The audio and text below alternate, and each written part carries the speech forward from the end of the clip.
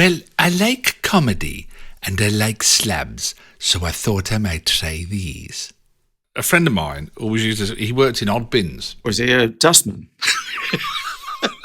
And what were wrong with the even bins? And he used to tell me that this Welsh woman used to come on a regular basis. That'd be good. And she'd try she'd almost like trying to validate why she was buying what she was buying. And so she'd come in and she'd buy some damson wine and she'd go, well, I like damsons and I like wine, so I thought I might try this. And we kind of just it was whatever we talked about, you know. Well, I like cheese and I like onion, so I thought I might try these crisps.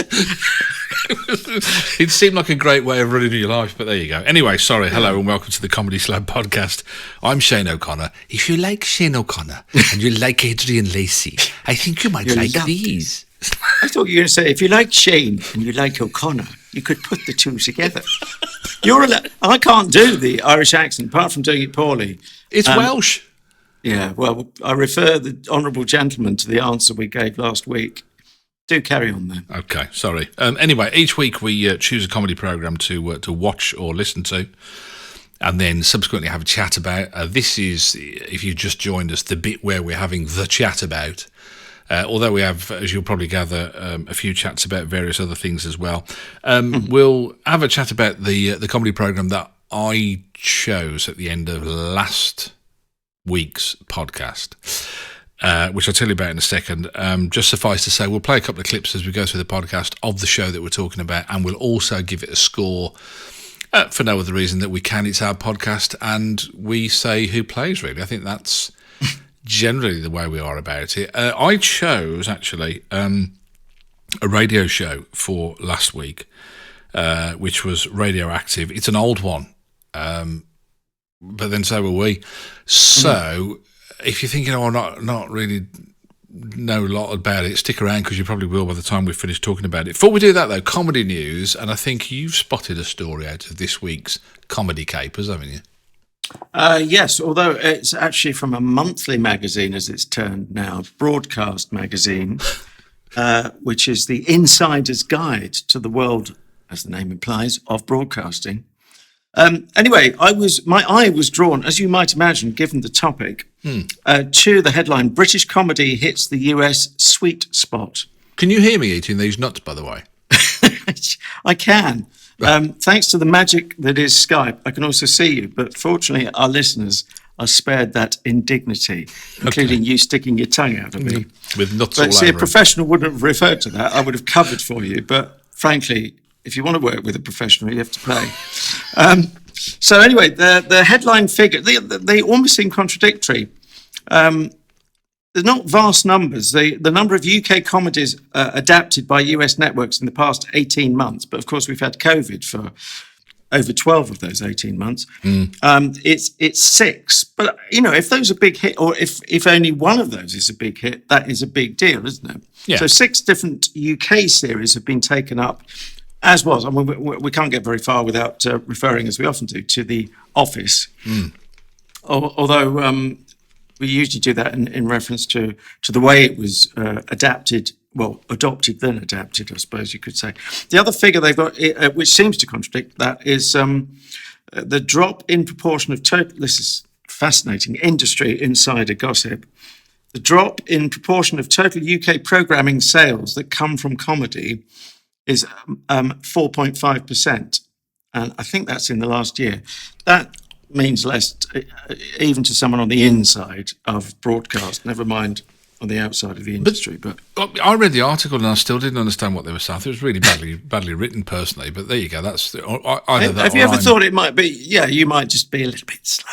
I'm a bad reader, maybe that's what it is. But I kind of read it and I thought, I don't really know what you're trying to say. But I mean, they're talking about British comedies that are being picked up for the American market. But I've got a real problem with this now. The more I hear about it, the more I have a problem with it, because what they're actually doing is they're actually picking up an adaptation of those programs, aren't they? And we've talked about this before about it has to be Americanized for American audiences. But the problem that I have with it, Adrian, I don't know whether I'm right in saying this, I don't know what you feel about this, is that the only people making any money out of this are the broadcasters who own the rights to it and the people who own the intellectual right to it. So you're not giving work to English actors, you're not giving work to probably English writers, you're not giving work to English technicians. No wonder the BBC and Channel 4 are going, hooray, this is great, because they're the only ones making blooming money out of it, aren't they? Well, there is that. I mean, it depends to what extent you think that might then have a knock-on effect. It depends ultimately on how much people share it around. The producers making the shows, those you say who own the intellectual copyright. And yes, I can hear you chewing nuts. Sorry. Even if I shut my eyes, I can still hear it. So, do you think you could fade that out a bit at the edit? I won't. Well, when we record this, I won't chew nuts. This is rehearsal, right? Is this what we're doing? The blue light's on. Oh no, no, it's the red light. But it's not giving work to people in the UK. Is it? You don't. Well, it has the potential, doesn't it? Because not really. You don't see hordes of technicians getting on a plane and going, "What do you do? Oh, I'm grip. I'm gaffer. No. But you wouldn't expect that doesn't make economic sense to send technicians over there usually. Although I suspect if you were a big name star and you said, "I want to work with this woman or this guy," whatever they did, they make me look $1 million on screen, great cinematographer or camera supervisor, call them what you will, or lighting, makeup, etc., etc. But I'm hoping, but I don't know this for a fact, it's one of those things very hard to, it's follow the money time, isn't it? It's that in theory, at least, it should generate more money for more shows over here. So it's ultimately got to be a good news story, provided people aren't just sitting on their piles in their country piles. I think it's going to too few people. I mean, that's the point, isn't it? I mean, it's not even going to the cast. I mean, this is the point, is the cast aren't even getting on a plane and going to America. And if you look at, like, The Office is one of the ones that they often quote, oh, look how well The Office did. If you look at The Office, I mean, the first 6 episodes of The Office USA are kind of true to the scripts that we see in the UK. And after that, for the next 10 series, or whatever it is, 8 series, I think, something like that, it was 9 in total, I think. For the next 8 series, it's an unrecognisable beast. I mean, it's almost like they bought it, tried 6 episodes and went, well, that died on its ass. What we're going to do now? Okay, we'll just kind of reinvent it. And and all they're doing is they're buying the rights to do it in order not to get sued for copying it. But they're not, they're just taking the essence of it, if you like, and then so if you watch The Office USA, I quite like it. I quite like The Office USA. So I'm not speaking from a point of view of saying, they've ruined it, it's rubbish. But it's a different animal. I don't class the two as the same thing at all. Well, let's just mention the series that are being picked up, because I think people will be interested in that. I hear what you say, and I'm familiar with that argument. But interestingly, the Miranda show has been picked up, and there's even a picture, just to confirm, yes, it's definitely not Miranda Hart in the photo of the American version. Although, interestingly, I mean, there are some physical similarities in other shows as well. For instance, This Country has been picked up. That's something we've slabbed before, isn't it? And that's a brother and sister combo who developed that, the Coopers. But interestingly, the female lead in the American equivalent of This Country looks a bit like Daisy. Daisy Cooper, yeah. Is it Daisy May Cooper? Daisy May Cooper, yeah. And you think, you have to smile because, well, there's no reason for her to look at all similar. It could be coincidence, but you always think, is that written into the format? Or is it just a casting director almost having a joke, really? Anyway, another one. Are you familiar with Time Wasters? I'm just trying to think. They're Time Wasters. It's a black cast, and they're a band, but they're also so a jazz band. But it's got a time travel USP in it. God. They go back to all your favourite elements, I'm sure. Oh, my word, yeah. It sounds like a bit of what we would call a mishmash. A mish and indeed a mash. Oh, yes. When I like mish and I like mash, so I might just like these. Stay, I told you. It's catchy, isn't it? Lastly, for now, you'll be very familiar if I hold up this picture. But that's because they haven't made the version yet, I'm assuming, because we've got the... you can describe it to our listeners. Oh, it's Stath, isn't it? Yeah, again, Stath, but it's not him, is it? It won't be him. No. In the American series, almost certainly. Yeah. I mean, I got a real problem with it, like I say, because I kind of think, the whole. It's. I don't know. It's just bad form to. In my opinion, it's bad form to take it, and you kind of go, oh, we'll have that, but we don't. We think the cast are unintelligible, or they don't look right, or what, and you kind of think, it's for all the wrong reasons, isn't it? Then you end up with this kind of hybrid monster that isn't what you started out with. I don't know why they do it. Why don't they just hire writers who can write for their market? I don't get it at all. One can't help feeling they're expecting us in the UK to do some of their R&R, aren't they? Yeah. But they've always done it, haven't they? Till death us do part. R&D, not R&R. R&R is what I like doing, which is rest and recuperation. R&D is research and development, sorry. But Till death us do part, they did it with that, didn't they? That was Steptoe. Steptoe, there was an American version of Steptoe. Wasn't that meant to be? No, I don't think so. No, it was Something and Son, wasn't it?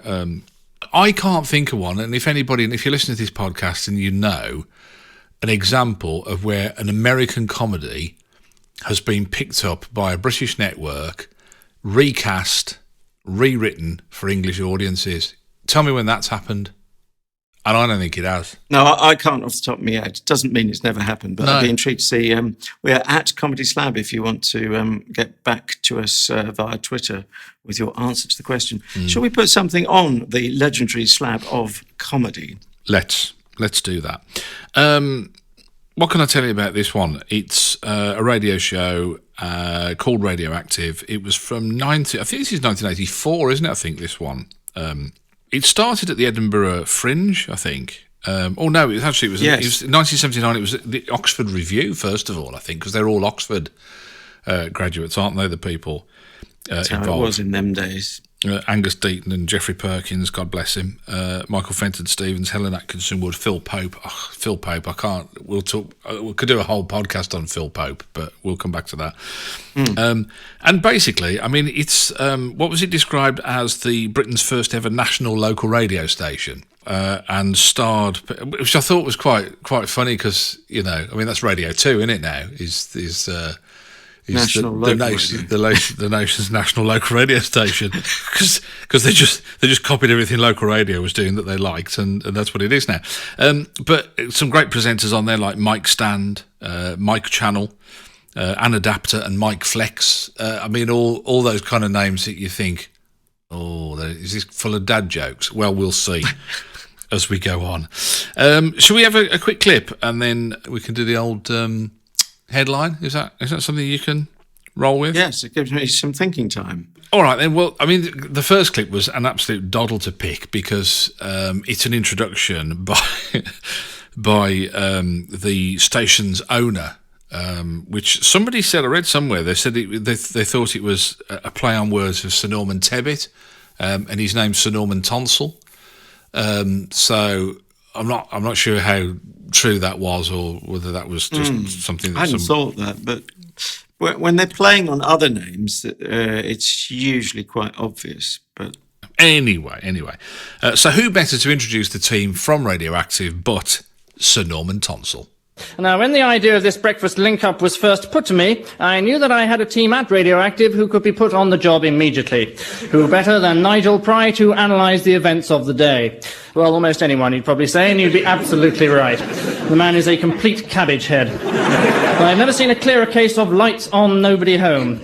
And, how about Uncle Mike Stand, an imbecile, a man barely house-trained? Or Mike Channel, a prize noddy if ever I saw one, a man who has clearly resigned himself to his fate, but sadly not as yet from his job. Or Mike Flex, a cocky, off-the-wrist sort of a tosspot. And of course, let's not forget the woman, Anna Dapter, a fathead with a backside to match. Radioactive breakfast show. Yes, thank you, Sir Norman, and welcome. Well, we're very pleased to have as our first guest on our very first breakfast radiovision show, the Bishop of Luton. Hello. Hello. I felt a degree of Well, you didn't ask me before the clip. Obviously, you're swimming against the tide of what I thought was an established practice. I'm trying to erase it without actually saying anything. Well, I'm drawing attention to the fact you're trying to erase it, which thereby stops you erasing it. So you don't want to know. Well, you did get a reaction from me last week, didn't you? If you can remember that far back. I know already how you feel about it. Well, you knew how I felt about it then. I know how you feel about it now, though. Because I can see your body language, or as Judge Judy calls it, your body English. So put me out of my misery. Come on, you swine. Well, I think I'm going to go for something along the lines of radioactive ? Radio inert. Oh, yeah. It's good, that is. Do you want to mark our headlines out of 5 now? Is that the way we're going now? Shall we just go home? I'm already at home. Oh, I am. I can't speak for you. Yeah. I did feel quite a lot of sadness because those listening to last week's show, which hopefully may have included you, if you were paying attention, will have heard my excitement around it, and I leapt in as soon as you said Angus Deayton. I believed I knew exactly which show we were talking about, and indeed I was right. It's BBC Radio 4's Radioactive, although it did go on to TV, did it not? It spawned KYTV, or KYTV, didn't it? yeah, so a different name. Obviously, that was a pun on Sky TV, or wordplay or letter play. So I was excited, but there was that big what if, because I hadn't heard it for years, and there is always that trepidation, and I'm afraid it disappointed with the passing years. Is it a style change, do you think? Is it just purely and simply, because I felt the same as you, hugely disappointed. Did you? You disguised that well. I felt for that. I mean, there were. I mean, in fairness to it, I mean, there were points where it made me laugh out loud, which was kind of is a little bit of a dichotomy, I suppose, in a sense. But I mean, I don't know whether it was. I don't think it's you wonder whether the times have changed and that's why it's different now. But then when you think what its contemporaries were at the time, what were we watching on TV at the time? We would have been watching stuff that became classics, like Only Fools and Horses, like probably early One Foot in the Grave, or around that time, around 84, 85. So you kind of think, well, I don't know. I don't know what happened. What happened? It's a big question, and it's. I think it takes in wider society as well as the subculture that is comedy. I thought you were going to mention in passing, because when they started out, when the first series got going, which was 1981, there was a pilot, which, as you said, was sort of the Oxford Revue transplanted to radio by the look of things. So it's a BBC radio production, but there weren't even separate credits for producers in those days, because independent production companies on BBC Radio was quite a few years later. But 1981, we had was it not the 9 o'clock news? Was it not? Yes, of course, yeah. Which felt very radical. I mean, we should have a look at that someday and see how that's stood the test of time or hasn't. This just sounds, I know they're all younger and I know we're all older and they're older too, but it just sounds very juvenile. And the things you were having a go at, we had a similar, not quite as many years gap, putting on the Slab last week, Third Rock from the Sun, which was from 1996. So obviously more than 10 years later than this, but it's still going back some years, because we've clocked up a few of them. And you were having a go at the writing on Third Rock from the Sun, touching my wacky place and things like that. I don't mean you were actually doing it, but there was a concern about whether the writing was a bit juvenile. Surely you had an even greater concern here. I think, there were parts of it that did feel very much like that, and you're right. I mean, it's worthy of note to say. I mean, certainly Michael Fenton Stevens, this was the first thing that he did on radio in comedy, certainly, And Phil Pope, I think this was the first thing that he'd done on radio. I think Angus Deayton and Geoffrey Perkins had done other stuff before. And I think in the first series, Richard Curtis was a writer as well, wasn't he? But Was he? There were bits that it kind of bits ruined it. I mean, I have to say there was a fake advert about Karma Tums, these things that you take, and the protagonist of the advert kept burping in between, and then they took these things, and at the end it made them fart, and I just thought, how old am I? I'm laughing at this, but it was the comedic timing of it and the whole thing. And then, like you say, I mean, the clip that we heard there from Sir Norman Tonsell, the play on names really got on my nerves, actually. And I'd never noticed it before, like Anna Dapter and Mike Flex and Mike Channel. And you kind of think, they're stretching the bounds of credibility, and they're stretching the bounds of credibility, aren't they? And to suggest that, everybody who worked in a hospital would be called Fred Scalpel and Doris Bedpan, and he's a bit. It kind of, like you say, it dumbs it down a bit. It makes it a bit juvenile, really. So that was the one thing. Yeah, and people might think we're taking this all too seriously, but then I suppose we do take comedy seriously. We'll laugh when it's funny, but I suppose we get our pointy cone heads on a bit more if we find ourselves not laughing, perhaps, and we want to know why. But then there was great thread that ran through where they got a guitarist in who was played by Phil Pope, who was making up songs about the guests. Yeah, and he started to sing one about Sir Hugh Tucker, and they cut him off straight away. And it was like those kind of threads. I quite like that, And then it went from that, and we didn't hear it in this episode, but it went to they used to Phil Pope would do like a kind of he'll satirise a popular band or artist, which spawned his fabulous Hee Bee Gee Bees, the Bee Gees take off. Oh, yes. I ended up with the 7-inch single of that. Was it meaningless songs in very high voices? That was the Bee Gee, or Hee Bee Gee Bees, yeah. That's it, yeah. But there were 3 tracks. It was an EP, as any fool know. Sorry, give us a rendition. There was meaningless songs in very voices.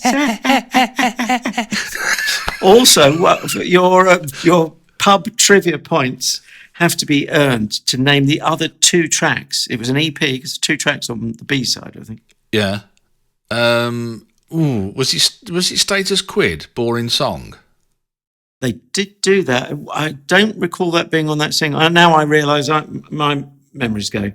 As I recall, there was the Police rip-off. Oh, the PCs. Which was too depressed to commit suicide. Suicide, yeah. Hilarious number.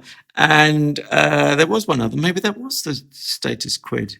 Boring Song. Oh, they did do one of a Michael Jackson takeoff. There was an album. I've got the album. It's 829 Greatest Hits or something. It's something like that. It's called. But yeah, there is an album. That's how sad I am.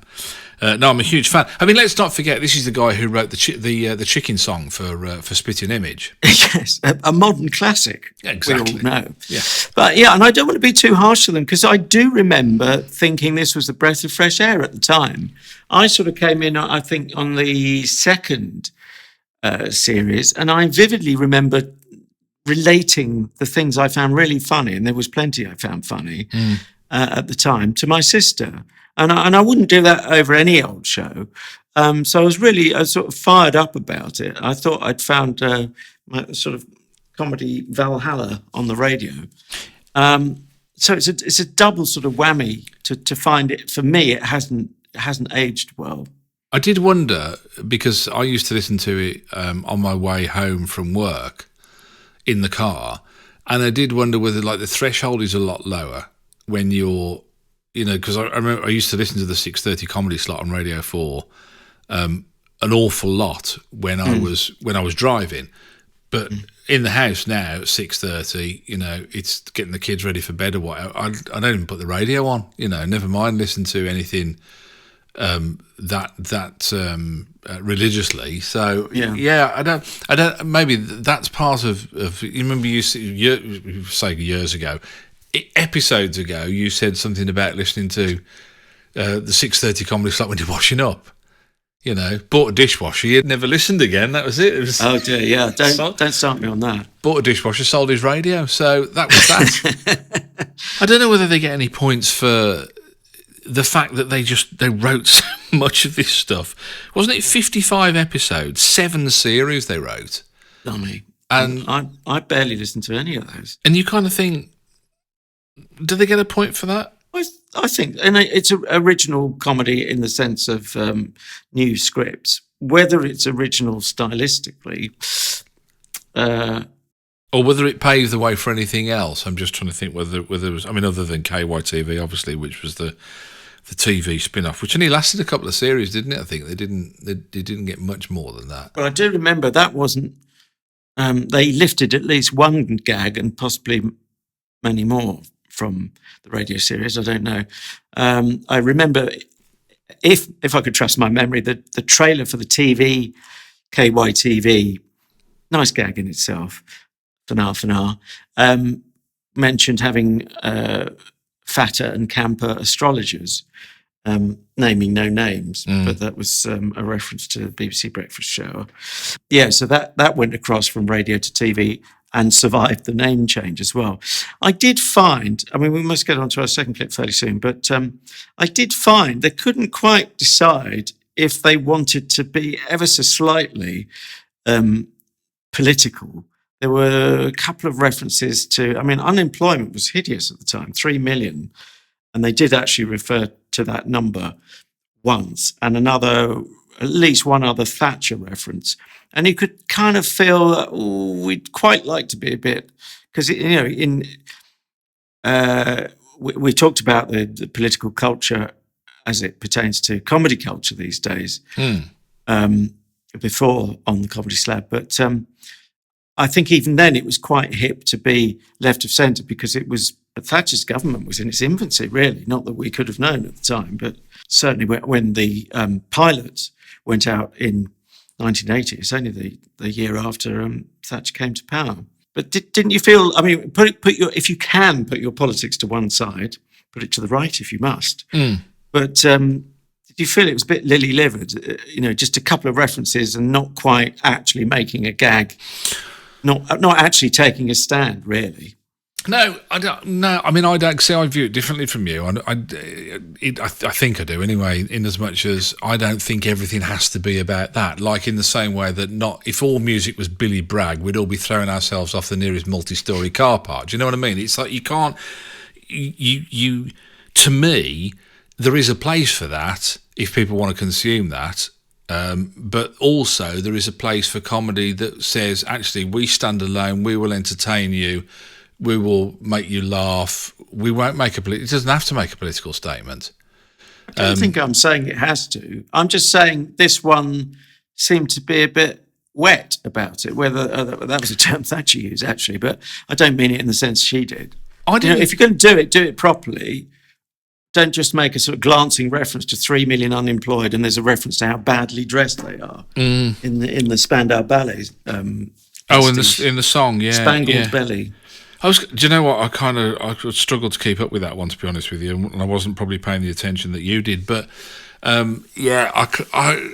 didn't get a sense of any political points that they were making in that sense at all. Really, like contextually, you could have taken it out of that mid-1980s period, and without going, oh yes, you can tell that's.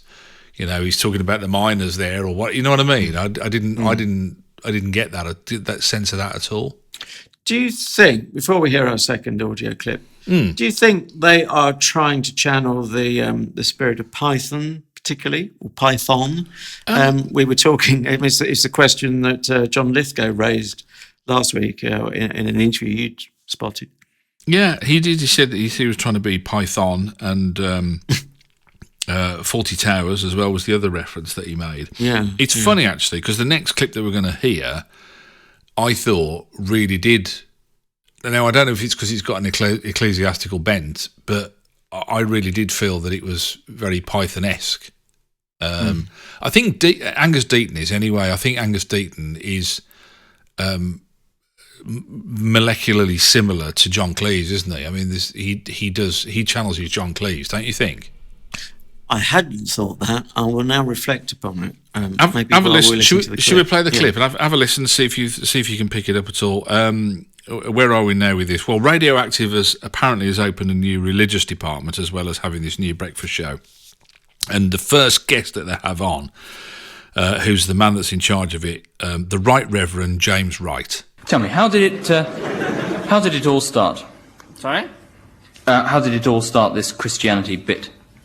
Well, I suppose it all started, as you put it, with the birth of Jesus Christ, our Saviour. Mm-hmm. So he was very much the inspiration behind the whole thing, was he? But of course, like so many cult heroes, his work wasn't really appreciated during his lifetime. Is this true? Well, he had a small band of followers, his disciples. Yeah, but he didn't receive the international acclaim you feel he deserved. Look, this isn't some sort of pop celebrity we're talking about. This man was the moral and religious leader of the Christian movement. And of course, in many ways, that's bigger, right?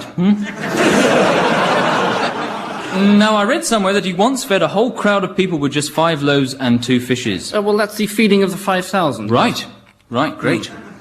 So is that something you now include in your act? I don't have an act. I'm a minister of the cloth. Oh, right, it's sermons with you, right? What? Okay, well, many thanks for popping in, Jim. And I take it you're plugging this book here you bought. The book's called The Bible, and it's available in hardback and paperback, priced... outrageous. Oh, well, it's a bit expensive, evidently. But, well, it looks like a damn good read. Lots of fun there, okay. Is that Geoffrey Perkins, the other voice, other than Angus Deayton? The interviewer is Geoffrey Perkins, and God bless him, the late Geoffrey Perkins, yeah. Who went on to become head of comedy at the Beeb. I think that wasn't an unalloyed pleasure, was it? Because I was reading some interview somewhere where he said, surprise, surprise, you and I are familiar with BBC culture, but I think to some extent it would be the case wherever you were. He ended up spending at least as much time talking budgets as talking creativity. If ever you think you're an underachiever, Geoffrey Perkins sadly died at the age of 55. If ever you think you're an underachiever, go and have a look at the comedy programmes that he was involved in one way or another, and you'll realise that you are. Shouldn't we be sending people who think they're overachievers to look at his work? Underachievers would just get depressed, won't they? I'm not quite sure. I think you'd have to be, I don't know, you'd have to be going at a hell of a lick in your life to beat his achievements. I mean, he was incredibly prolific in the comedy world. I mean, you can't overstate what a sad loss it is. Yes. You know, it was just amazing. I mean, amazing the things that he was involved in. I mean, right back to, he started on I'm Sorry I Haven't a Clue. That was his first foray into radio comedy. You know, he worked with Harry Enfield, Ben Elton, even David Jason on the Jason Explanation. This guy, he had the comedy DNA of the country for about 20-year period intertwined with his own DNA. I just think he was incredible. Amazing guy. That's not bad going. The people you listed, I could say I worked with, but I would never claim to have the comedy DNA in my DNA intertwined. You haven't even got your DNA in your DNA, have you? No, I haven't even got any DNA. They were fresh out of DNA when I was born. He died, from a very rare disorder, but then he collapsed in front of a lorry. But it's thought, I read, that he was already dead. I just like to think he didn't have any pain from the hideous collision, but a terrible shock for the driver, but a shock for everyone who'd worked with Geoffrey Perkins to lose him so young. For a while, they thought that he'd been hit by a truck, didn't they? And that's what had killed him until they had the but it was more that he collapsed in front of the truck, wasn't it, from this other disorder? But however it went, it's terribly sad. Far too young to lose someone of that talent. So come on then, Python-esque. Answering my own question. Well, I mean, when you raised it in connection with the good Bishop of Luton, there, were you thinking? I mean, choice of topic to begin with, because Python quite liked lampooning religious figures, didn't they? But you were also, presumably, were you thinking of the style of attack, as it were. Yeah, it's that kind of the way that the voice raises when he gets even more indignant. I just think he's got Cleese written all over him. I've always thought that. I thought when he played the irritated neighbour of Richard Wilson's Victor Meldrum in One Foot in the Grave, I always thought, it's just so Cleese-like the way that he does it. But I'm not criticising. I always think Angus Deayton had, I mean, probably through his own choices, in fairness to everybody around him, but had or has had so far not the career that he could have had.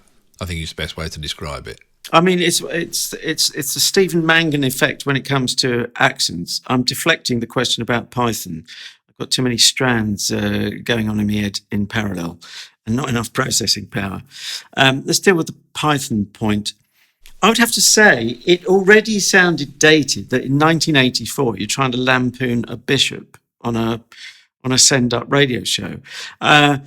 Which might be to say, yes, it is too Python-esque in the fact that it hasn't left the 70s. I mean, Python actually started in 1969 before someone writes in. But mostly I think of Python as a creature of the 70s. And to still be trying to send up a bishop in 1984 when I think the church was already, from recollection, losing power. Not the 9 o'clock news were doing it at the same time. Yeah, there was, of course, Satanism, which is on the cards, according to Mel Smith. Yeah, and it's been proved right. Yeah. It's on the cards. It's a matter of time, or whatever he said. Yeah. I don't know. I mean, I have to say, I do think, it is the 1980s, and the 1980s were a different land. And I think there's no better example than one of the sketches that they did, which was lampooning the morning workout person on breakfast television. Like the Green Goddess. Was it Mad Hattie they called theirs or whatever? But I mean, this was Mr. Motivator. And you kind of think, it was a different world, wasn't it? Don't you think, in a way? Oh, absolutely, yes. Yeah, hard to imagine that. Although, of course, the BBC went much more serious, didn't it, some time back? Started out with Frank Boff, and the coffee was always on, wasn't it? Steaming in the foreground. Mm. And so was Frank Boff, to be honest with you. He was very often seen steaming in the foreground. or sniffing, but not to be sniffed at. I've got to air this general problem I've got. I had a sort of had another sort of unresolved thing in the sidings, but I'll ignore that for a moment. I just think it couldn't quite decide how surreal it wanted to be. So 1 minute, I actually found that Bishop interview quite funny, notwithstanding all I've said about it sounding a bit out of date trying to send up the church, 1984. But then they do a newspaper review, and they say the Telegraph, up to date as ever, Germany invades Poland. So obviously a gag about, allegedly Telegraph decades behind. Notice they're going for the right of centre paper. So it's the beginning of, the left being anti-establishment, anti-Thatcher, and that was the way comedy culture was already going. Alternative comedy meant an alternative to Thatcher very often. But don't you think that's a bit weak to just... I mean, I'm not offended as a Telegraph reader. I'm just offended that the gag is just lazy. Lazy, yeah. Exactly the word I was going to use, lazy. That's what it is. It's like it's still got to laugh. So what do I know? That they were so in by then, weren't they? The audience were loving it. But it seems to want its cake and to eat it and have it. Yeah, rather than a subtle joke about Telegraph politics and so on. Shall we get the old scores on the doors and we can find out what the homework is for next week after that then? I think it's about time you went first, isn't it? I am torn between half marks and slightly above half marks. I think I decided beforehand I would go a notch above 2.5. So I'll give it 3. Oh, wow. I see it in the round and it helped some careers and it helped shift the needle a bit, not as radically as I thought, not perhaps as radically as they smugly thought themselves. But hey, comedy matters, and they took it, as it were, seriously. And yes, I'm going to err on the side of the better angels of my nature. Okay, 3 out of 5 from Adrian. I unfortunately will have to give it a 2 out of 5. And I think, it really, there were moments of brilliance in the whole series somewhere, but how deep you'd have to dig to find them, I don't really know. And sadly, we didn't find them. We stuck a pin in and chose an episode, and you pays your money, you take your choice kind of thing. So unfortunately, that's what we got. But yeah, it was a 2 for me really. So 5 out of 10 for Radioactive. Anyway, what's my homework for next week? That I don't mind doing. Yes. Now, whether you see this as punishment, it is the phrase "listen without prejudice." Because the very title, I can feel the hairs bristle on the back of your neck, and I'm 170 miles away from you. If I tell you the show is called Athena's Cancel Culture, I thought it's a reaction to what we've just been slabbing, Radioactive, which is not quite 40 years old, but the early series are over, well, the pilot is over 40 years old now. So I thought, well, let's go to the opposite end of the spectrum. Let's find something pretty new. And I thought, where would I delve on Radio 4 in the schedule? It had to be Wednesday late night, which tends to be a little bit more experimental. There's no way you're going to sit on the fence on this show. It's a Marmite show for you, definitely. Have you heard it? I've heard the last in the series, yes, just earlier today. Oh, okay. And yeah, so I think you were judging that by the title. I was going to say, bloody hell, you're going some, aren't you? Really, to say that that would be going, but no, it did worry me from the title, not for my reaction, but for yours. But anyway, they're only 15-minute episodes, so you're all right with doing episode 1 and 2. Which are both available on BBC Sounds. Well, should we?